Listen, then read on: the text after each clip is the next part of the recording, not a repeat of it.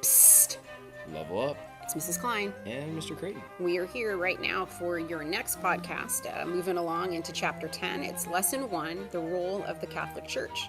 In this section, you guys, you're going to learn about the role of the Catholic Church in the rise of feudal societies in Europe.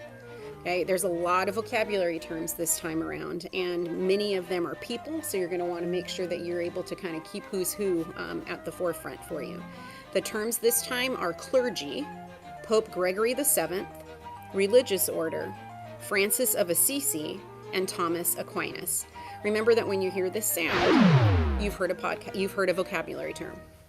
All right, so going through the big idea, conflicts bring about change. And our first essential question, what impact did feudalism have on medieval Europe? Number 2, how important is keeping order? Number 3, how do civilizations change and adapt after conflict? And finally, how does religion play an important role in shaping civilizations? And clearly that's pretty much what this lesson is about. Yeah. Okay, all right. And as always, you guys, again, I just want to remind you, you're going to have that podcast quiz coming up.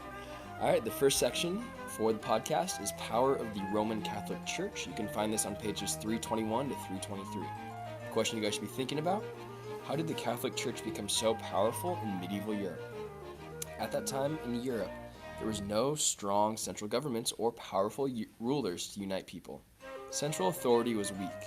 Although at first the Catholic Church was small, it was very well organized. Church officials provided strong leadership at many levels from the Pope to the local priests. In time, this helped the Church gain religious and political power and great wealth. The clergy were the leaders of the Church. These men, especially the cardinals and bishops who filled the top positions in the Church, came from Europe's richest and most powerful families. They were well educated and could read and write Latin. In time, the Church influenced political and legal affairs as well as religious issues. Church officials took a key role in political life and assumed great legal power. Church leaders set up courts with power over those who broke church law. These courts decided cases and set punishments. The political power of the Church reached across Europe. The great wealth of the Church strengthened its religious and legal powers. As the Church expanded, it acquired money and property. In time, the income from church property made it richer than any single European country. Church leaders had more power than most European rulers. Okay, to be thinking, and you should be able to answer this question, you guys. What were 3 reasons why the Catholic Church became so powerful in medieval Europe? Our next section is conflict between monarchs and the papacy. You can find this on page 323. The question you guys should be thinking about, what was the cause of conflict between Henry VII and Pope Gregory VII, and what was the outcome? For a long time, the Pope and other church officials cooperated with European leaders. In the 11th century, this changed. One cause of conflict was the struggle for power between Church and Holy Roman Empire. Okay, all right. You guys, the Holy Roman Empire was spread across most of present-day Germany and northern Italy. At this time, King Henry IV, was its ruler. He built his political power by appointing key church officials, such as bishops. Henry did so even though he was not a church official. The king depended on these officials to help him hold on to political power. This was important to Henry because many nobles resented his power. In 1075, Pope Gregory VII stopped King Henry IV, not the 7th, the 4th, from making these appointments. He ruled that only the Church could appoint religious officials. The Pope governed the Church from northern Italy.